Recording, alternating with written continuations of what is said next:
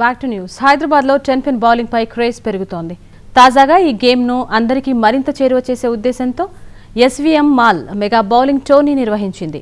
దీనిలో 300 మందికి పైగా బౌలర్లు పాల్గొనగా పలువురు ఉమెన్ ప్లేయర్స్ కూడా ఉన్నారు. హోరాహోరీగా సాగిన ఫైనల్స్లో పురుషుల విభాగంలో వివేక్ సింగ్, అలాగే మహిళల విభాగంలో శృతి విజేతలుగా నిలిచారు.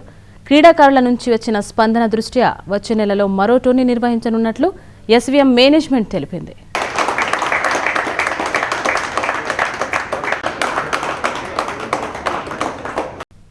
బౌలింగ్ని స్పోర్ట్గా గుర్తించి ఎంకరేజ్ చేయాలి అనే ఉద్దేశంతో ఎస్వీఎం ఎప్పుడూ కృషి చేస్తోంది.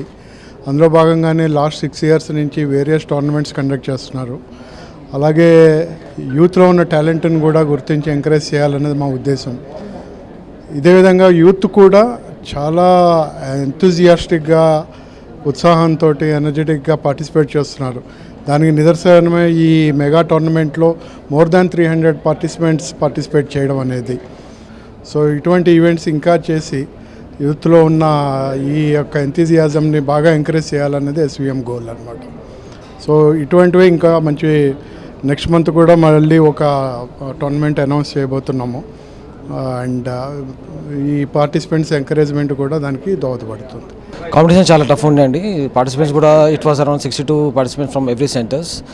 సో తెలంగాణలో బౌలింగ్ మంచి గ్రో అవుతుంది. సో ఇంకా నెక్స్ట్ మంత్ కూడా వీళ్ళు ఎస్వీఎం గ్రూప్ వాళ్ళు టోర్నమెంట్ పెడుతున్నారు.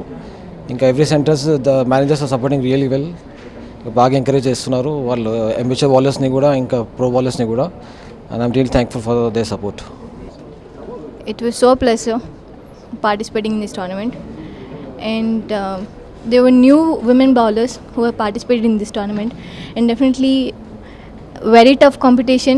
Till the end we were fighting for the winner trophy, and I wish this is the best tournament and the best trophy.